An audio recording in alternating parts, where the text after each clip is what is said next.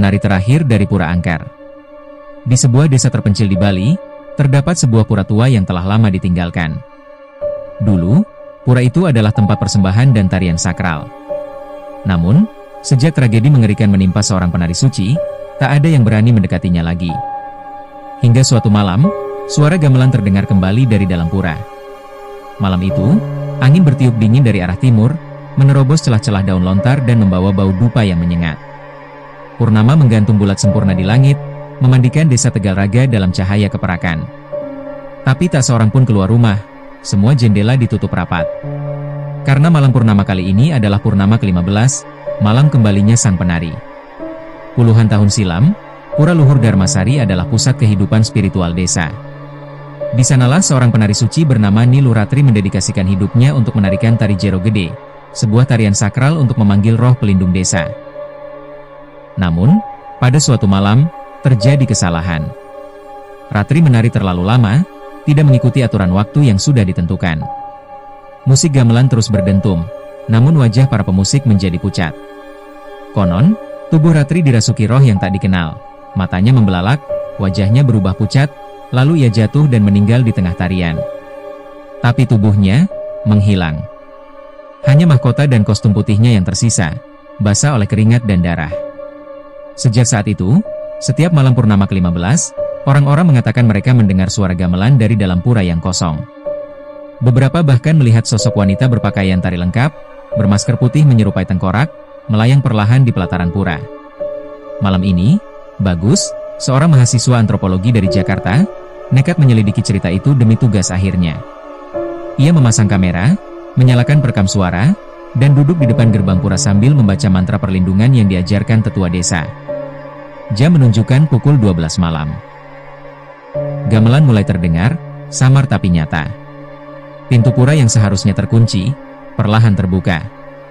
Dari dalam kabut dupa yang pekat, sosok itu muncul, tinggi, bergaun putih bertumpuk, rambut hitam panjang menjuntai, dan wajah tertutup topeng putih menyeramkan menyerupai tengkorak. Mahkota emasnya berkilau aneh di bawah cahaya bulan. Gerakannya lambat, penuh irama, seperti menghidupkan tarian dari dunia lain. Bagus tak bisa bergerak. Tubuhnya kaku, matanya terpaku pada mata kosong di balik topeng itu. Sosok penari itu mendekat, semakin dekat. Musik gamelan semakin keras, hingga menusuk telinga. Tiba-tiba, suara wanita terdengar, lirih namun mengerikan, seperti dari bawah tanah. "Kau ingin melihat tarian terakhirku?" Bagus mencoba mundur, tapi tanah di bawahnya terasa seperti lumpur. Tubuhnya tertahan, tak bisa bergerak. Penari itu mengangkat kedua tangannya, lalu mulai menari. Setiap gerakannya membawa hawa dingin yang mematikan. Angin di sekeliling Bagus berubah menjadi pusaran. Kamera pecah. Perekam suara berhenti. Dalam rekaman terakhir yang ditemukan keesokan harinya, hanya satu hal yang bisa terdengar. Penari terakhir telah menemukan penggantinya. Bagus tak pernah ditemukan. Tapi seminggu kemudian, seorang warga mengaku melihat sosok penari baru di pelataran pura. Kali ini, bukan Ratri, tapi sosok pria dengan mata kosong dan tubuh kaku, mengenakan mahkota yang sama. Desa Tegal Raga kembali sunyi setelah menghilangnya Bagus. Para tetua pura melarang siapapun mendekati Pura Luhur Dharmasari, namun keanehan mulai terjadi. Setiap malam Jumat Kliwon, bau dupa menyebar ke seluruh desa meski tak ada yang membakar. Anak-anak bermimpi buruk, menggambar sosok penari bertopeng dengan darah menetes dari mata topengnya. Ayam dan anjing desa tak mau mendekat ke arah pura, mereka hanya menatap dan menggonggong ke arah gelap di kejauhan. Ayu, sepupu Bagus, tidak percaya semua ini hanya tahayul. Ia menerima kiriman terakhir dari Bagus. Sebuah kotak kayu tua yang di dalamnya berisi topeng putih retak dan sebuah buku catatan penuh tulisan tangan. Di halaman terakhir, ada coretan yang membuat bulu kuduknya meremang. "Kalau aku tak kembali, jangan pakai topeng ini. Dia akan melihatmu." Ayu tahu, sesuatu telah merenggut Bagus. Ia memutuskan untuk mencari tahu. Malam berikutnya, Ayu datang ke kamar dan duduk di depan cermin. Ia mengambil topeng itu, dan mengenakannya. Sekejap, tubuhnya gemetar. Dunia di sekelilingnya berubah menjadi seperti bayangan kabur dan berwarna kelabu. Di belakangnya, muncul sosok-sosok penari lain, semuanya mengenakan kostum serupa, bertumpuk putih, dengan mahkota emas dan wajah tak terlihat. Mereka semua menari tanpa suara. Namun Ayu bisa merasakan alunan gamelan menggema langsung di dalam dadanya. Lalu, dari tengah kerumunan penari, muncullah dia. Sosok tinggi, mengenakan mahkota raja yang kini berlumur darah hitam. Topengnya kini retak separuh, dan bagian dalam wajahnya memperlihatkan rahang manusia yang bergerak meski tanpa suara. Dia adalah Bagus, atau sesuatu yang pernah menjadi dirinya. Waktumu hampir habis, Ayu. Topeng itu telah memilihmu. Kamu penari berikutnya. Topeng itu mulai membakar wajah Ayu dari dalam. Ia berteriak, mencoba melepaskannya, namun tangannya tak bergerak. Ia melihat ke dalam cermin, dirinya menari, tubuhnya bergerak sendiri seperti dituntun kekuatan tak terlihat.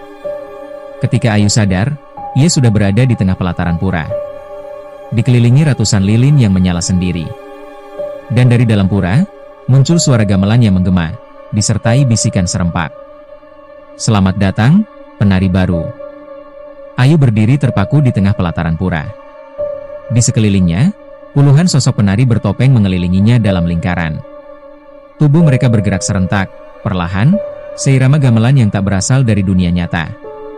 Angin berhenti, waktu seolah membeku. Topeng di wajah Ayu terasa semakin berat. Ia ingin melepasnya, tapi kedua tangannya kaku. Setiap otot tubuhnya bergerak sendiri, seperti tali wayang yang dikendalikan dalang gaib. Lalu, dari gerbang utama pura, muncullah sang dalang. Bukan manusia biasa. Sosok tinggi kurus berjubah kelam, wajahnya tertutup kain hitam, dan hanya matanya yang tampak, putih menyala seperti arang membara. Di tangannya tergenggam sebuah lonceng kecil dari tulang. Dengan setiap dentingannya, penari-penari di sekeliling Ayu bergerak semakin cepat. Suasana berubah mencekam. Mereka semua adalah penari yang melanggar sumpah. Dan kau, Ayu, telah memilih jalan yang sama. Ayu ingin berteriak, tapi mulutnya tak bisa terbuka. Di dalam benaknya, terdengar jeritan dan tangisan ratusan suara, seperti roh yang terjebak di balik topeng-topeng itu. Ia menyadari satu hal mengerikan. Setiap penari yang pernah memakai topeng itu, jiwanya tak pernah benar-benar pergi. Mereka semua ada di sana, hidup, tapi tidak bebas. Menari selamanya. Tiba-tiba, langit berubah merah. Darah mulai merembes dari bawah tanah pura. Lilin-lilin padam satu persatu. Satu-satunya cahaya berasal dari mata sang dalang yang kini menatap langsung ke arah Ayu. Tarian akan terus berlanjut hingga korban terakhir. Tiba-tiba, satu sosok muncul dari belakang barisan penari, Ibu Ratri, penari sakral pertama yang menjadi legenda. Namun wajahnya sudah tak lagi utuh. Topengnya pecah, dan matanya berlubang hitam. Ia menyentuh tangan Ayu dan berbisik pelan. Kau masih bisa pergi jika kau temukan cermin suci. Hancurkan topengmu sebelum malam ketiga. Lalu tubuh Ratri terbakar dan lenyap menjadi abu. Gamelan berhenti. Ayu tersentak dan terbangun di kamarnya. Nafasnya tersengal, tubuhnya penuh luka goresan. Topeng itu masih ada tergeletak di lantai, berdarah. Di cermin, Ayu melihat sesuatu yang lebih mengerikan. Bayangannya sedang menari, sendiri. Setelah terbangun dari mimpinya yang menyeramkan, Ayu pikir semuanya hanyalah halusinasi. Tapi itu bukan mimpi. Bekas luka-luka di lengannya masih ada, dan topeng berdarah itu masih tergeletak di lantai, menatapnya. Hari-hari berikutnya menjadi mimpi buruk. Setiap malam, Ayu terbangun tepat pukul 1:11 dini hari, selalu dengan posisi berdiri di depan cermin, tubuhnya bergetar seperti baru selesai menari. Di bawah kakinya, jejak kaki tanah basah yang bukan miliknya. Seperti ada sesuatu yang keluar dari dalam dirinya, dan kembali sebelum fajar. Di desa, kabar menyeramkan mulai menyebar. Pak Lodra, seorang tetua desa, ditemukan tewas di pelataran Pura Dharmasari. Matanya terbuka lebar, tubuhnya membeku dalam posisi seperti menari. Di dadanya terukir tulisan dengan darah. Tarian belum selesai. Satu persatu orang yang tahu sejarah topeng dan tarian itu mulai hilang atau meninggal. Mereka yang dulu menyaksikan tragedi Ratri, kini seperti dihantui dan dimusnahkan satu persatu. Ayu sadar. Dia bukan sekadar korban. Ia adalah bagian dari upacara yang telah ditunda puluhan tahun. Tarian suci itu, ternyata bukan tarian persembahan biasa. Tarian itu adalah ritual untuk mengunci sang dalang bayangan, sosok dari alam lain yang haus jiwa. Setiap 50 tahun sekali, seorang penari dipilih untuk menari hingga akhir lagu. Tapi sejak kematian Ratri, ritual itu tak pernah selesai. Kini, giliran Ayu yang harus melanjutkannya. Malam itu, ia kembali ke Pura Luhur Dharmasari. Kabut tebal menggantung rendah, dan gamelan terdengar meski tak ada yang memainkannya. Tubuhnya seperti ditarik oleh kekuatan tak terlihat, langkahnya ringan seperti bukan miliknya. Saat ia tiba di pelataran, para penari bertopeng telah menunggunya. Mereka berdiri membentuk lingkaran, tangan bergandengan, wajah tak bergerak. Tapi dada mereka naik turun, seolah menahan tangis. Ayu melangkah ke tengah. Topeng itu muncul di tangannya sendiri. Tanpa sadar, dia memakainya. Dentang gong pertama terdengar. Lalu tubuhnya menari, bukan seperti manusia biasa, tapi seperti wayang yang ditarik paksa oleh tali dari langit. Jari-jarinya meliuk dengan indah namun penuh penderitaan. Mata di balik topeng menangis, tapi tubuh tak berhenti. Dari dalam pura, sosok besar dan tinggi muncul. Sang dalang bayangan, rambutnya seperti asap hitam, dan wajahnya tak bisa dilihat, hanya lubang gelap yang berdenyut. Dia mendekat ke arah Ayu. Setiap langkahnya membuat tanah retak dan penari lain menggigil ketakutan. Tapi Ayu terus menari. Teruskan tarianmu, pewaris darah penari suci. Atau seluruh desa ini akan menari, sampai akhir zaman. Ayu tahu, jika ia berhenti, sang dalang akan melepaskan semua roh penari yang terperangkap dan mengambil lebih banyak jiwa. Tapi jika ia melanjutkan, ia tak akan pernah bisa kembali. Lagu gamelan terus berdentum. Tubuh Ayu mulai menghilang, bagian demi bagian, menjadi kabut putih yang terserap ke dalam tanah pura. Suara tangisan menggema di langit. Dan ketika matahari terbit, pura itu kosong. Tapi jika kau lewat di sana saat bulan purnama, kau akan mendengar suara langkah kaki penari. Dan kadang, kau bisa melihat seseorang menari sendiri di tengah pelataran. Dengan topeng retak. Dan mata kosong yang meminta satu hal. Tolong hentikan lagu ini. 3 bulan telah berlalu sejak hilangnya Ayu. Desa Tegal Raga kini benar-benar berubah. Pohon-pohon sekitar pura mulai layu, air sumur menjadi keruh dan berbau anyir, dan anak-anak desa mengigau di malam hari, menirukan gerakan tarian yang tak pernah mereka pelajari. Mereka menari dalam tidur, dengan mata terbuka dan tangan gemetar. Warga percaya, tarian kutukan telah menyebar. Sementara itu, seorang pendeta dari luar desa, Jero Mangkusurya, datang setelah menerima pesan samar melalui mimpi. Dalam penglihatannya, ia melihat ratusan roh penari terkurung dalam lingkaran tak berujung. Dan di tengah-tengah mereka, seorang gadis mengenakan topeng retak, menangis tanpa suara. Jero Surya tahu, sang dalang bayangan belum puas. Tarian Ayu tidak menghentikan kutukan. Justru memperkuatnya. Malam purnama berdarah akhirnya datang.